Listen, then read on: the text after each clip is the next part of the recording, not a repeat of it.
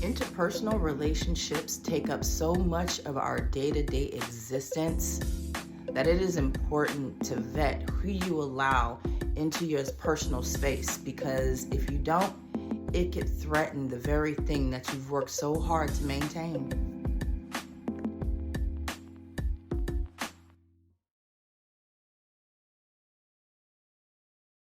But at the same time, like he has a business too, and his business, it does, like, it's more established than mine, so it's doing more. So I work on his business and pack the orders and do the kind of stuff like bookkeeping and stuff. And like he always makes me feel like I'm not doing enough all the time, and I feel like I'm doing like so much. Like I am a girl, like I cook, I clean, I My, take care of my house, I my, do all of it. how old is he and how old are you? I'm 21 and he's 52. Oh, No, yeah, I don't know. you See, I don't don't. need to do anything else. If he's 52 and you're 21, you shouldn't even have to lift a finger. It's a privilege for him to even breathe your air, Maya. It's a Wow. privilege. Hey everybody, thank you so much for coming back to my channel, Your Average Logical Thinker. I appreciate you so much for being here. While you're here and you like what you hear, go ahead and hit that thumbs up button, because it helps the algorithm and gets the video out to different people that otherwise would not see it. So I appreciate you. So the video that we just took a look at was a young woman who was 21 dating a 52-year-old man, and it appears that she is not happy in the relationship because she's feeling unappreciated.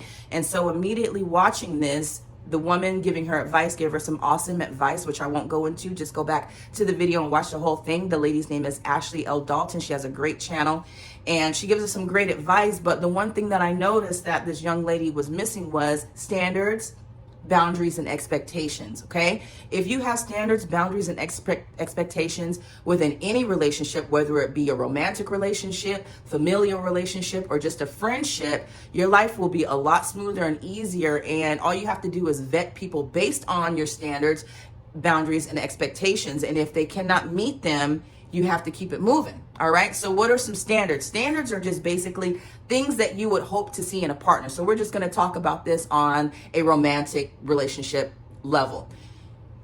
In those type of relationships, you want standards. Okay. If you don't have standards, then that means you will invite all sorts of things into your life that otherwise would not be healthy. Okay. So some examples of having standards would be, I only want to date or entertain people that are healthy. I only want to date or entertain people that have good morals and ethics, people with integrity, people that are family oriented, and people that are respectful. Okay. Now, along with that, an offshoot of standards also might be preferences. Okay, I want somebody that's light or dark skin, or somebody that is at a particular height, or somebody that has these type of physical attributes. And at the end of the day, everybody can have their preferences and everybody can have their standards. Okay. And I feel that it's important to stick to those, because if you don't, and you invite somebody into your life, even though they don't have what you desire, when things get rough, it's going to be quicker for you to give up and move on, because you lowered your standards for that particular person.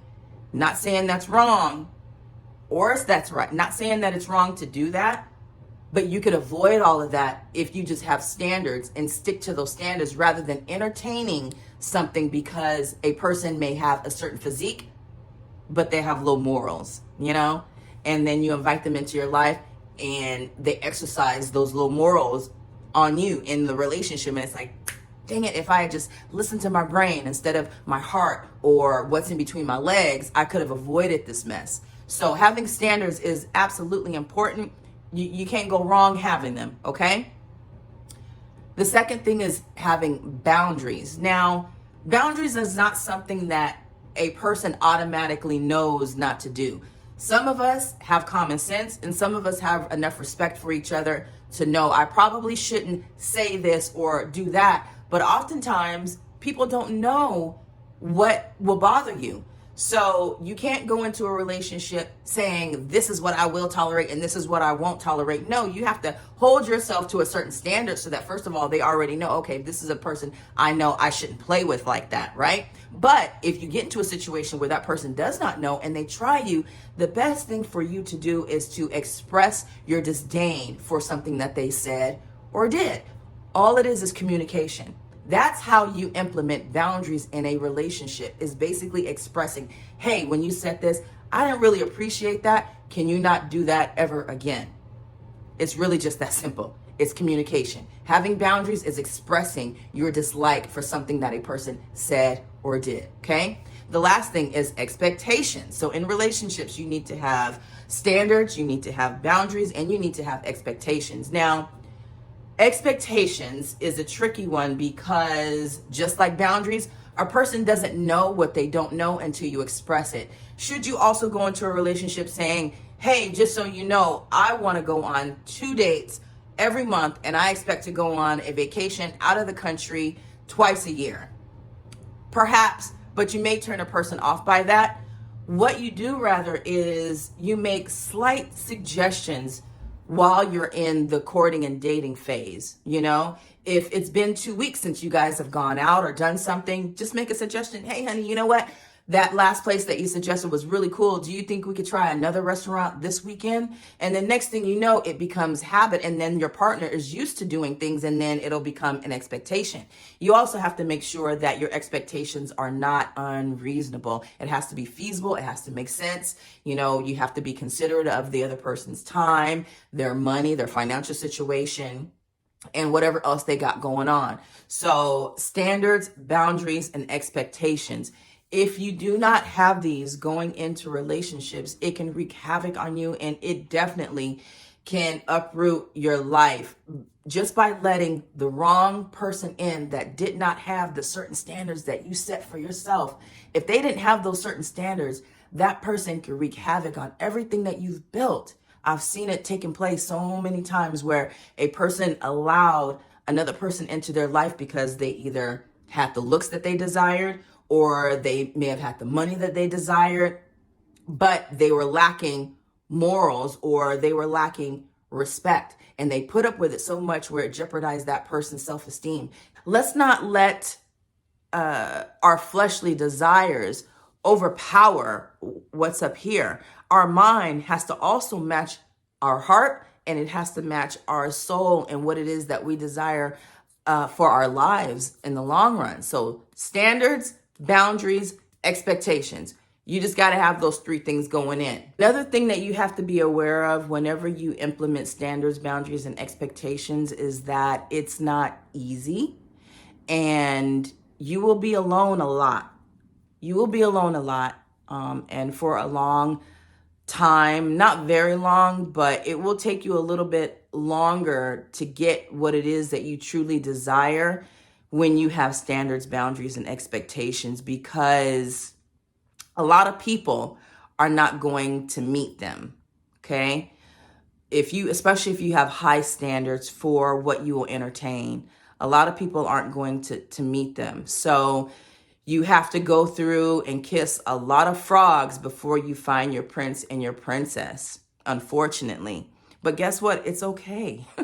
It's okay. You can still enjoy life without being up under somebody. It's okay to be alone sometimes. A lot of times we need that in order to self-reflect and work on the things that we may be struggling with, you know? No 2 perfect people come together in a relationship. There's always going to be something that we can always be working on, you know, physically, financially, mentally, emotionally, spiritually. We should all be working on these things to become a better person for ourselves first, for God, and for the other people that we invite into our lives. So standards, boundaries, and expectations, when you have them and you immediately see that a person may have 1 or 2, but you already know that, no, I also need them to have a relationship with God, or no, I also need them to look a certain way. This isn't going to work for me. Rather than entertaining it anyway because of boredom, which I've done, you have to cut it off because you're not going to be happy in the long run. You may be happy for a while. I'll give you that. You may be happy for a couple months, but then when all of those other things that you kind of negated and let go of start to creep in, you're like, oh, wait a minute. Is this really what I want? I don't think so. And then you have to face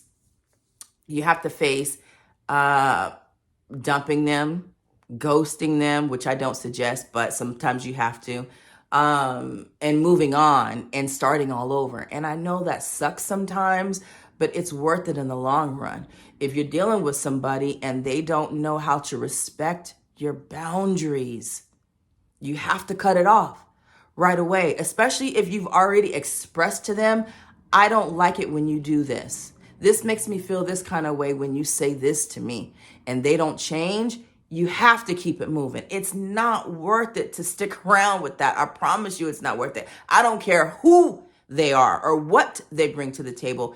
It's not worth it. Somebody that breaks, that crosses your boundaries is somebody that does not respect you, okay? And your expectations. If you've suggested things that you would like in the relationship and they're not adhering to them, then that's probably not the person for you. Rather than stay in a relationship for 6 months, 6 years, 16 years, and they're still not giving you what you expect or what you've expressed, you got to keep it moving. So it's really just as simple as that. Standards, boundaries, and expectations.